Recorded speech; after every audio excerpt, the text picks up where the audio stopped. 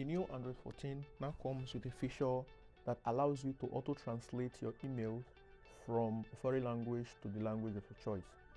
And with this one, you don't need a third-party app to work with it. It's built in. So once you get an email in a foreign language, it will auto-translate it to the language of your phone. And the good thing is you can actually switch between the languages. You can change the source language and you can also change the receiving language. So it's a really cool feature that is very useful. You don't need a third-party app to work with this. And if you have an Android 14 installed in your phone, you should see a little button that still translates every time you receive an email in a foreign language.